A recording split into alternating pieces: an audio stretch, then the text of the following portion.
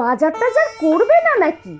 দাওয়ায় বাজারের ব্যাগ রাখা আছে, বাজার গিয়ে আমাকে উদ্ধার করো।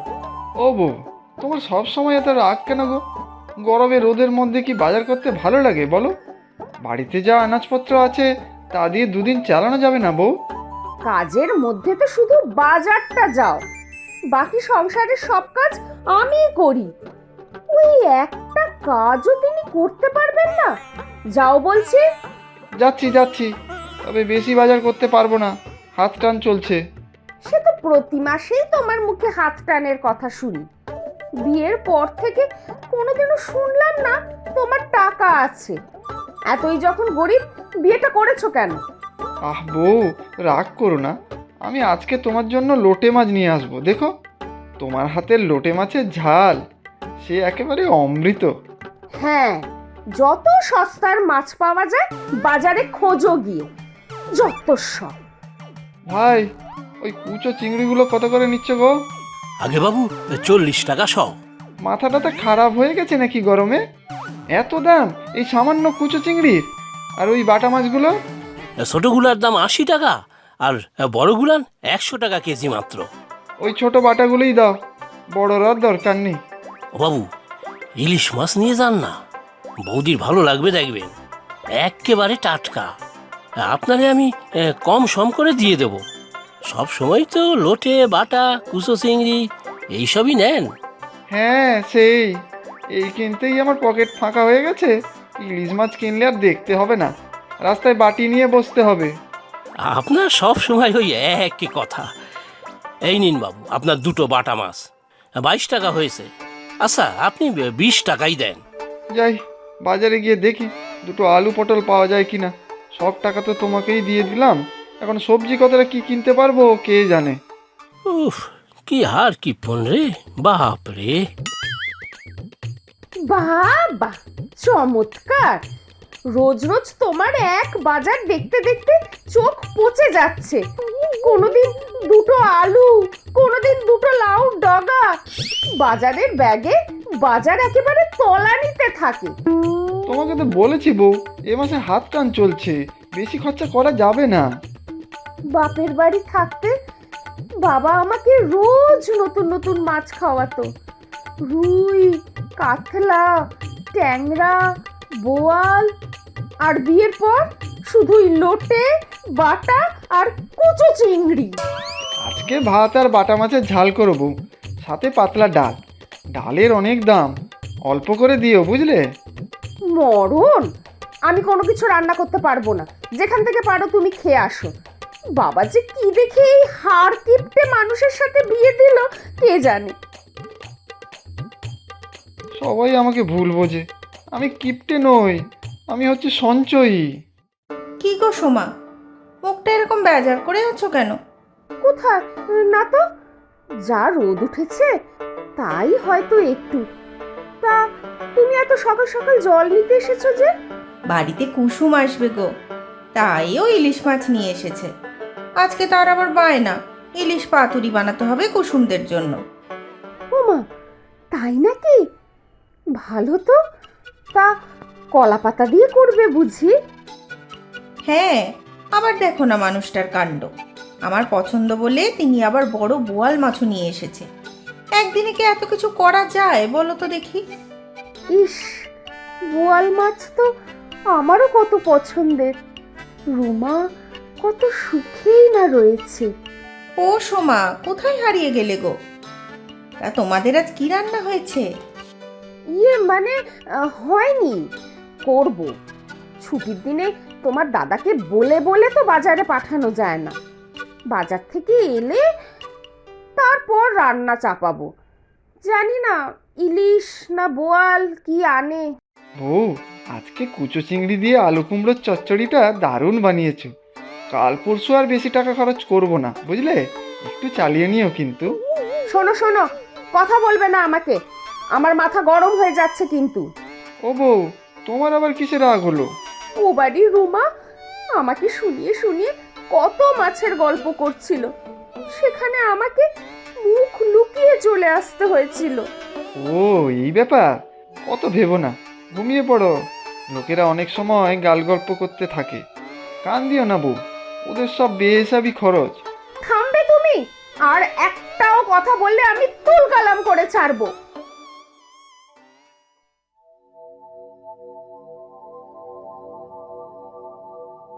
আরে, এটা তো একটা পিতলের প্রদীপ। ইস, কি শ্যাওলা লেগে রয়েছে। একটু পরিষ্কার করে রাখি, ঠাকুরের সামনে রেখে দেবো ভাবছি।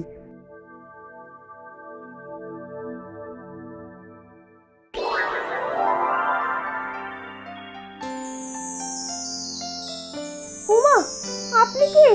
প্রদীপ থেকে কিভাবে বেরিয়ে এলেন? মা জননী, আমি প্রদীপের দৈত্য। হাজার হাজার বছর থেকে এই প্রদীপের মধ্যে রয়েছি। এখন থেকে আপনি আমার প্রভু মা জননী। আপনি যা বলবেন তাই আপনাকে করে দেবো। ওমা, তাই নাকি? তুমি আমাদের ক্ষতি করবে না তো?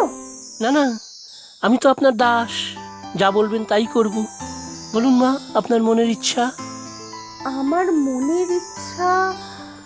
আমার মনের ইচ্ছা? হ্যাঁ, আমাকে একটা বড় রুই মাছ এনে দাও। না না, বড় বোয়াল মাছ একটা এনে দাও। ঠিক আছে, আমি এক্ষুনি এনে দিচ্ছি।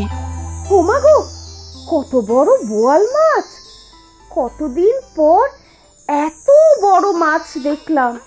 উফ, বাড়িতে গিয়ে বেশ ঝাল ঝাল করে বোয়াল মাছ রান্না করে খাবো। আর কোনো হুকুম মা জননী? না, আজ এইটুকুই, আবার পরে তোমাকে ডাকবো। আচ্ছা, আপনার যেমন আদেশ।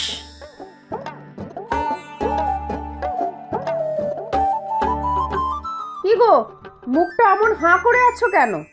এত বড় মাছ কোথা থেকে পেলে গো বউ? আবার টাকা দিয়ে কিনে আনোনি তো? আমার কপালে তো তোমার আনা মাছ খাওয়া হবে না, তাই নিজেই জোগাড় করে আনলাম। জোগাড় করে আনলাম মানে? কোথা থেকে পেলে বলো বউ মাছটা? আম খাও, আটিগোনার কি আছে শুনি? আমি আজকে বোয়াল মাছ রান্না করব, তুমি খাবে কি খাবে না সেটা আগে বল। হ্যাঁ মানে তা খাবো, এত ভালো মাছ ছেড়ে দেওয়া যায় নাকি? আমি চললাম তাহলে রান্না করতে। এবার থেকে রোজ নিত্য নতুন মাছ খাবো। ব্যাপারটা কি চলছে? মাথায় তো কিছুই ঢুকছে না। বাজারে ধার বাকি রাখছে না তো আবার, কে জানে।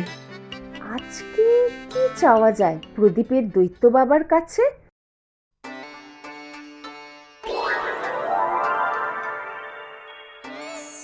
বলুন মা জননী, আপনার কি চাই আজকে? আমি প্রস্তুত আপনার আদেশ মানতে। জিন বাবা, আমার মাছ চাই। কতদিন ইলিশ মাছ খাই না, আজ বড় ইলিশ চাই, আর কিছু চাই না। এই ব্যাপার, আপনার কত মাছ চাই মা জননী? আমি এনে দিচ্ছি। সত্যি অনেক মাছ আনবে? কই দেখি দেখি।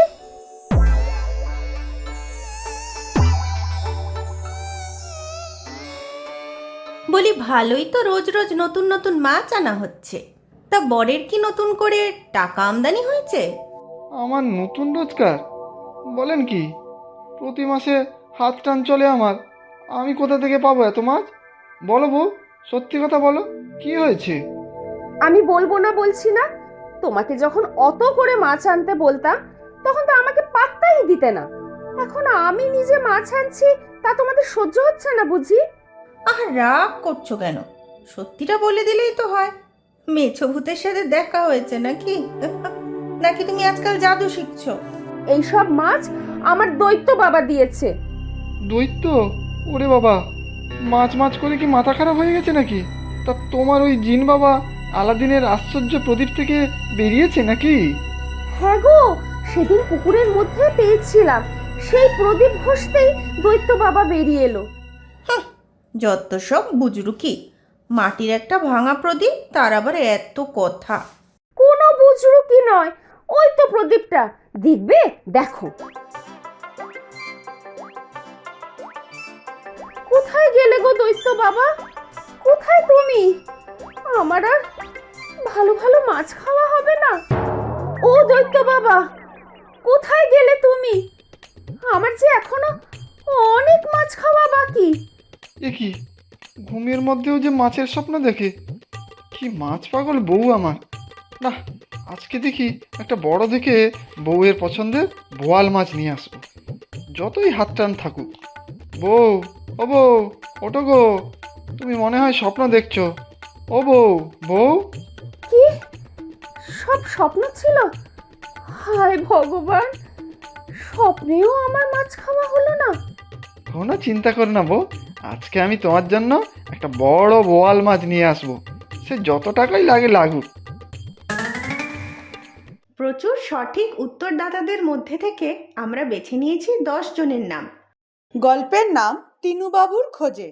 নামগুলি হলো আজমিরা খান, খুলনা, বাংলাদেশ থেকে; লক্ষ্মী মুখার্জি, হাওড়া, পশ্চিমবঙ্গ থেকে; টুকটুকি মণি, ঢাকা, বাংলাদেশ থেকে; ইশিকা মুর্মু, পাঁচাল, পশ্চিমবঙ্গ থেকে; রোকসানা আক্তার, গাজীপুর, ঢাকা, বাংলাদেশ থেকে; চন্দ্রমোহিনী, যশোর, বাংলাদেশ থেকে; সমর্পিতা অধিকারী, কলকাতা, পশ্চিমবঙ্গ থেকে; ত্রিয়া দাস, মালিয়া, পশ্চিমবঙ্গ থেকে; কোহিনূর বেগম, চট্টগ্রাম, বাংলাদেশ থেকে; রিমি অধিকারী, নদিয়া, পশ্চিমবঙ্গ থেকে।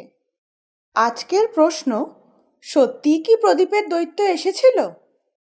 তোমরা প্রশ্নের উত্তরের সাথে নিজের নাম আর কোথায় থাকো সেটাও লিখে জানাবে কিন্তু।